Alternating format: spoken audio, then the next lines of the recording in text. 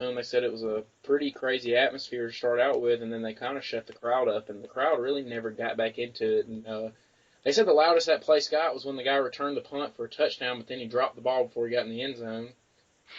And he said it was pretty much silent after that. So Wow. could be a good year for Troy. Troy's a good team, so it's not like Clemson was just playing against a team that's going to go 2-10, 3-9 this year. But Troy easily could have won that game, and a couple calls that should have gone Troy's way and didn't would have changed that game. So, but yeah, I didn't get to watch. I didn't know what really happened in the Georgia game, but I know that it was close. I looked at the end, and they were icing the game. Chubb got a first down with about a minute and 40 to go when I flipped it over, and that was it in that one. So I didn't see much of it.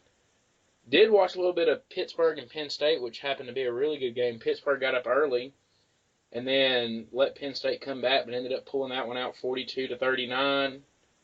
Uh, didn't think Alabama played very well, even though they won 38-10. I think they got a lot of work to do going into Saturday. I don't know if you would agree with that or not, but Yeah, I'd, uh, I'd say that there's a lot of work to be done, a lot of just little things. I feel like, um, of course, it was Western Kentucky, and I feel like the guys kind of weren't, all the way there.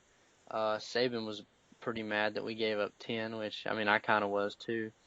well, I think he Uh, was more mad at the fact that we ran the jet sweep and then it hit the guy running when there's 2 minutes to go. Just line up, run the ball, and right. the clock out. I think that's what he really got mad at Kiffin about. But the media has blown that up all week and made it a lot bigger deal than it really was. Yeah, I mean, it's really not a big deal. I mean, it was probably just one of those things like, you remember when we were down at LBW and uh, head coach, Coach Helms, would always chew out pitching coach, and then Coach Ware, the pitching coach, would come chew us out. I Yeah, kind of thought I kind I of think thought it that might have was been kind one of of like those what he kind of was doing. situations too. Yeah, But just one of those things kind of get people fired up, stay keep them still, you know, mentally in the game because this is gonna be a dogfight Saturday. yeah, it will. Florida beat Kentucky 45-7, and Kentucky completed as many passes to Florida as they did to their own team. So that kind of tells you where Kentucky is as a program right now. That's sad. Yeah, it is. It's sad that Kentucky just really can't. I mean, they got a good coach there, and they're still not able to win with him. So, I just don't know if they're ever going to be able to win.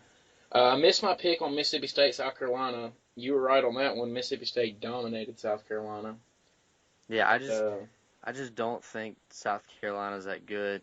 they're not. I didn't think Mississippi State was that good. They improved, and I think they might be figuring some things out. Which, not saying they're going to win the West. I don't think that's a possibility, but bowl eligibility again for them this year is a big deal. So I think that that's definitely a possibility that they could be bowl eligible again. So uh, Yeah, and Arkansas then and TCU was a great game Saturday night, double overtime. Arkansas let TCU get back in that game, but did a good job. Was able to pull it out at the end. Auburn dominated Arkansas State, but not trying to take anything away from Auburn. Just don't think Arkansas State's that good. They're a 9-point underdog against BYU this week. They lost the first week. So, Sun Belt team kind of probably staring 0-3 right in the face right now. But Auburn played well and definitely looked more improved and kind of like they figured some things out on offense. But we'll definitely find out more about them this week against Texas A&M, just like we'll find out about Alabama against Ole Miss. yeah, should the Virginia Tech Tennessee game that was interesting. Yeah, I thought Virginia Tech was about to run away with it early, and when they fumbled the ball on their own end of the field, doing the same thing Alabama did against Western Kentucky, running the jet sweep, and it hit the up back, and they fumbled. The game turned, and Tennessee took over, and finally looked like the Tennessee that everybody had been expecting them to look like. Yeah, it's about time. I knew that they just kind of needed to get in a groove, kind of get things going. And Virginia Tech, obviously a little bit better opponent than Appalachian State, so and it was kind of like a hyped up game since it was played at the Bristol Motor Speedway. Yeah, and that You know, actually turned out to be a little bit better of a scene than I thought it was going to be. The atmosphere ended up being really good there. 156,000 people was kind of cool to see. Yeah, it looked pretty cool. The only thing that I was kind of wondering about is, did you see where they were comparing, like, you could fit like Oh yeah, all of Neyland Stadium in? you could fit Wrigley Field and Yankee Stadium in there and play a doubleheader. I know, like, that's ridiculous. And what I was wondering is, those people had to be so far away. Oh, they definitely watched the game on the big screen on the board more than they watched on the field because you couldn't see. There was people sitting a quarter mile away from the field. Yeah, and I mean, it was wild because that big screen, like, how much did that weigh? It was Did they ever 7 say? tons. 7 tons, Yeah. and it was held up by those cables. Yep. Wow. Yeah. I could just imagine somebody running down the field for a pass or something and it Oh, fell that and would have been crushed yeah. That would have them. been wild. Lawsuit waiting to happen. And then I don't know if you stayed up for this one, but Arizona State and Texas Tech had a basketball score of 68-55. Arizona State pulled out the victory in that one. Texas Tech doesn't know how to spell defense, but can definitely throw it around a little bit. They threw for 600 and something yards, which Wow. won, and then scored 55 against Arizona State this past week. But when you can't play defense, you don't win games, and that's what you see happen. So, moving on to this week, though, let's talk about the games that we want to cover here with college. Florida State and Louisville game day will be there, and that has actually turned into a really good game. Florida State's favored by 2 on the road at Louisville. Who do you have? I got Florida State. I don't think that. I think it's going to be a really good game. I like the 2 point spread. I think that Louisville. I think they're going to have a really good year this year. But Florida State, that quarterback, if he looks just as good as he did or against Ole Miss, they're I don't want to say double digit win, but I think that they're going to win by 2 scores, whether it be 9 or 10 or might even be 14. I don't know. I don't think that they really blow them out though. I got them winning by double digits. Really? Yeah, I think that you saw week one what Florida State's defensive line is capable of. Louisville hasn't played anybody yet, and they put up some big numbers offensively, but they've really not played anybody. And they're going to really be tested Saturday against Florida State. I think Florida State does win by double digits. I think their defensive line owns the line of scrimmage, is able to get to Lamar Jackson, and I think they'll have a good game plan for Lamar Jackson on keeping him in the pocket and stuff. So I think Florida State a little bit more athletic, is a little bit better on defense than Louisville. I think Louisville is going to give up some points, and I do think Florida State wins by double digits. I got you. So that's both of us with Florida State. What about the game that me and you are always looking forward to every week? Alabama playing on Saturday at Ole Miss, minus 10.5 Bama. That seems like a big spread to me. What do you think? Um, this is probably the toughest one. If I'm betting, I'm staying away from it because I think Alabama has the capability to go in there and win by 14, 17. I do. Because I think you saw week one, like I said, Florida State's defensive line owned Ole Miss's offensive line. But Alabama has questions on their offensive line as well, and we saw what Ole Miss's defensive line was capable of in the first half against Florida State. And if that defensive line for Ole Miss shows up for the full game, Alabama could be in some trouble. I'm going to take Ole Miss plus the points, but Alabama wins the game. Yeah, that's what I'm thinking too. That 10.5. I'm no expert in gambling, but I would totally stay away from this game. Mississippi State, I mean not Mississippi, Ole Miss. You never know what you're gonna get from them. They've looked pretty good the past few years. Played Florida State pretty well a couple of weeks ago, and Bama just hasn't looked like the Bama that we know and love. But I still think that there's gonna be a way that Alabama can pull this one out. Well, Bama's going to figure it out. They're too athletic to figure it out and got too good of a coaching staff. It's gonna happen. Ole Miss gets them at a good time early in the year, week 3. Next year, they move that game back to week 5, like it was in 2014.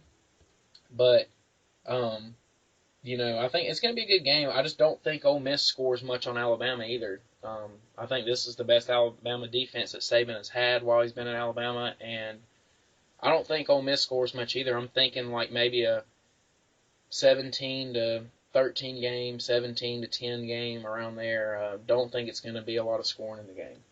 Yeah, I think it's definitely going to come down to the final 2 or 3 minutes. But Let's see. And then go ahead. next, you want to do the A&M Auburn game.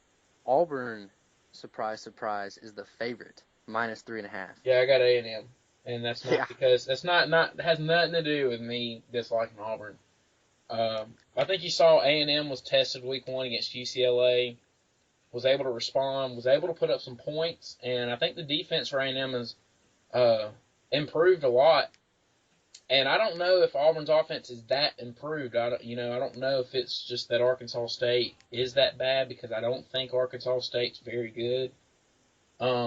But I think A&M's defense is improved, and they got some animals on that side of the ball, man, with Mack and Myles Garrett, those kind of guys that can cause you some problems. And Auburn has some guys too. I don't think it's going to be a high-scoring game, but I think A&M wins the game, maybe 24-14, something like that. But I got A&M in that one. yeah, I got A&M, and that's going to be my upset of the week. I'd say it's going to be pretty much a lock. It's not my lock of the week, but a little. I know Auburn, they played Clemson close, but you look at the way Clemson's played the past couple of weeks, so you can't really gauge it off of that. But Auburn's definitely, uh, they got a chance. I think that they're going to look pretty good. I think it's going to be a pretty good game if they can get that quarterback situation, finalized over there. Then we move on to Oklahoma, Ohio State. Ohio State -5. Oh, you have -5. I got -1.5. Not -5. My bad. -1.5. Yeah, I was looking. I'm a Yeah, I little think. dyslexic over here. Man, I said earlier in the show, there's no doubt Ohio State covers. I got them winning big. So Yeah, this is my lock. Oklahoma. I think that they're gonna be pretty pitiful this year. I do. pitiful. I wouldn't say it's hard to be pitiful in the Big 12 if you're like Oklahoma, but I do think they lose maybe 3 games this year, including this one and including Houston. I think Texas ends up beating them, so I think they at least have 3 losses on their schedule. It wouldn't surprise me if they had um, 4 or 5 losses. Yeah, Honestly, because they just. TCU could definitely can compete with them, and Texas Tech could outscore them. Yeah, So definitely. It definitely gonna have to see what their defense is about. But one thing that I'm really looking forward to in this game is how good is Ohio State actually this year? Obviously they've played some cupcakes past 2 weeks, blowing them out both times. Same with Michigan. I'm ready to see. I know that this isn't going to be necessarily a huge test, but if Ohio State can go in and blow out Oklahoma the way they've been blowing out these other teams, then you can kind of start saying, okay, this is same old Ohio State that we know from the past couple years. So I think that they're going to blow them out. so now we move over to NFL. Monday Night Football. We'll start out with that one. The Bears favored by 3 at home against Philadelphia. That is my upset of the week. I got Philadelphia beating the Bears. Yeah, I got Philadelphia on that one too. I just they won last week, and I think that they're going to be on to a little bit of a hot start. The Bears just not a promising pick if you were to go with them. What are you thinking? Did you see any of those two teams play last week? Yeah, the Bears aren't very good. And Philadelphia actually played good, but they played against the Browns, so hard to gauge them. But I just don't think the Bears are very good. I think they're going to be last in the NFC North. I think Detroit and Minnesota finish ahead of them. I got the Packers, of course, winning that division, but um, I think the Bears finish last, and I think Philadelphia's okay, especially with Wentz at quarterback now. I think they've figured that out. New head coach, new offense, and I think Philadelphia has a chance to make a little bit of noise this year. So I definitely think they go to Chicago and win on Monday night.